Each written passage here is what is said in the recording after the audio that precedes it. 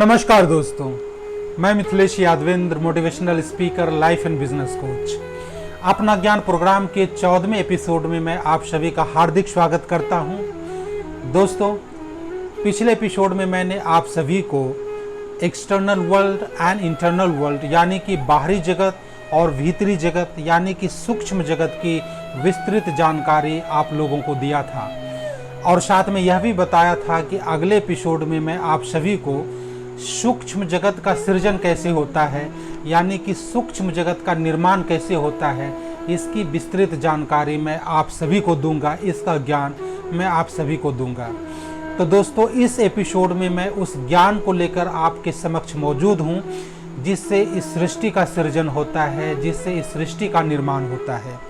तो दोस्तों, यह एपिसोड बहुत ही महत्वपूर्ण है और ज्ञान से भरा हुआ है। गूढ़ रहस्य इसमें छिपे हुए हैं। तो मैं आप लोगों से रिक्वेस्ट करता हूं कि शुरू से अंत तक इस प्रोग्राम को आप देखें। और एक बात और मैं आप लोगों से कहना चाहता हूं कि आप अगर इस चैनल पे नए हैं तो आप इस चैनल को सब्सक्राइब भी कर दें। अपना मुंगेर वेब चैनल है यह, और साथ ही साथ आप नोटिफिकेशन की बेल को भी आप टच करें सो दैट कि इसका नोटिफिकेशन एक्टिव हो जाए और मुंगेर से जुड़ी हर खबर की जानकारी आपको मिले। और साथ ही साथ यह जो प्रोग्राम अपना ज्ञान प्रोग्राम अपना मुंगेर वेब चैनल पे प्रसारित हो रहा है उसको भी आप लगातार देखते रहें। तो दोस्तों, चलिए मैं उस रहस्यपूर्ण ज्ञान की ओर लेकर के चलता हूँ जिसका नाम है अपना ज्ञान, और वो रहस्य मैं बताने जा रहा हूँ जिससे इस सृष्टि का सृजन होता है, जिससे इस सृष्टि का निर्माण होता है। दोस्तों, पिछले कई एपिसोड में मैंने आप सभी को बताया है कि इस सृष्टि का निर्माण एक सूक्ष्म तत्व, एक जो मूल तत्व है उससे इस सृष्टि का निर्माण होता है। यहाँ तक कि सृष्टि में जो जीव जंतु वनस्पति और पदार्थ मौजूद हैं, जो भी इस सृष्टि में जहाँ तक भी हम देख रहे हैं, उन सभी का निर्माण जो इस सृष्टि के मूल तत्व हैं जिसका नाम चेतन तत्व है, चेतना यानी कि कॉन्शसनेस, उसी से इस सृष्टि का निर्माण हुआ है।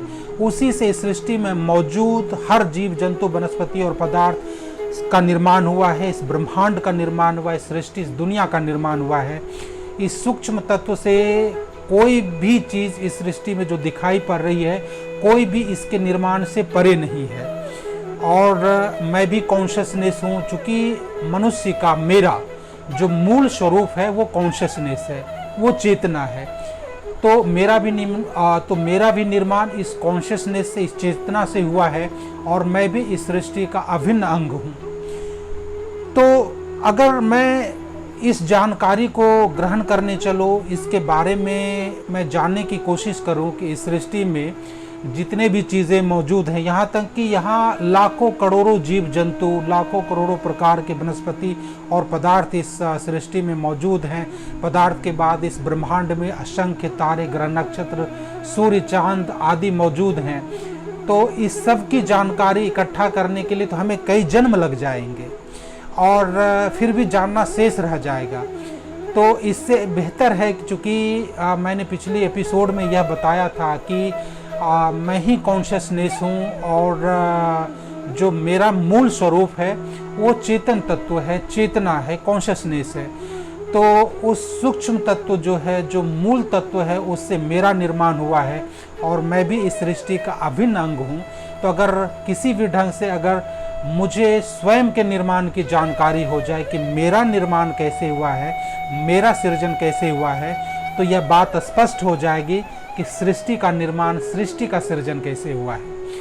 तो ये बेहतर है कि सृष्टि के निर्माण के पीछे जो यहाँ जीव जंतु वनस्पति और पदार्थ है और उसका निर्माण कैसे हुआ, निर्माण की क्या प्रक्रिया है, उसको जानने से पहले अगर स्वयं के निर्माण की कहानी को, स्वयं के निर्माण की थ्योरी को, जो प्रक्रिया है उसको अगर हम जान ले, उसको हम महसूस कर ले, तो कुछ और जानना बाकी नहीं रह जाएगा और इस रहस्य से भी पर्दा उठ जाएगा कि इस सृष्टि का, इस संसार का निर्माण कैसे हुआ है। जी दोस्तों, तो देखिए, हर चीज़ के निर्माण के पीछे, चाहे मेरा निर्माण हो, ये संसार का निर्माण हो या किसी भी चीज़ का निर्माण हो, हर निर्माण के पीछे निर्माता की कुछ न कुछ मंशा, कुछ न कुछ कारण अवश्य होता है।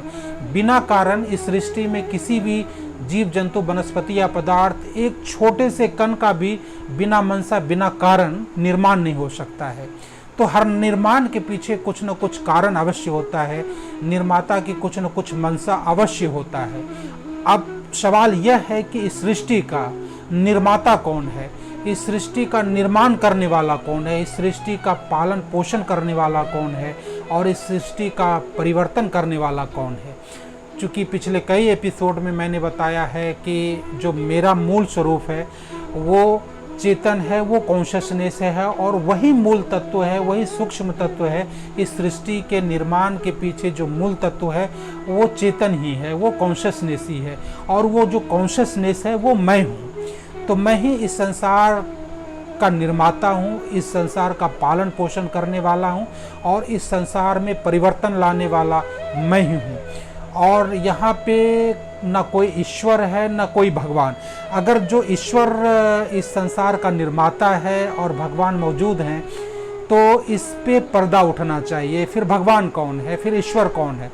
देखिए, बहुत से हमारे संत महंत और जो ज्ञानी पुरुष है, जो ज्ञानी जन है, वो कहते हैं कि ईश्वर एक शक्ति है और भगवान एक व्यक्ति है।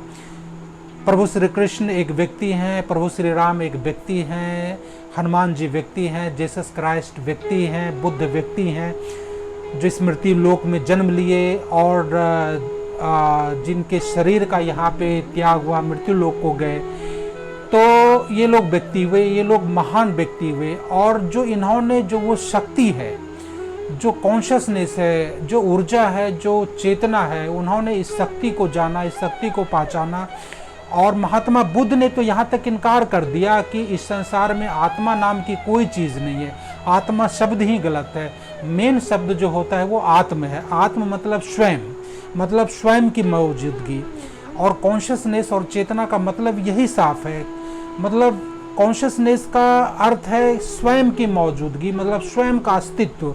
मैं हूँ, मैं इस संसार में हूँ, संसार रहे ना रहे, आज संसार है कल संसार नहीं रहेगा, संसार में प्रलय आ जाएगा, संसार का नाश हो जाएगा।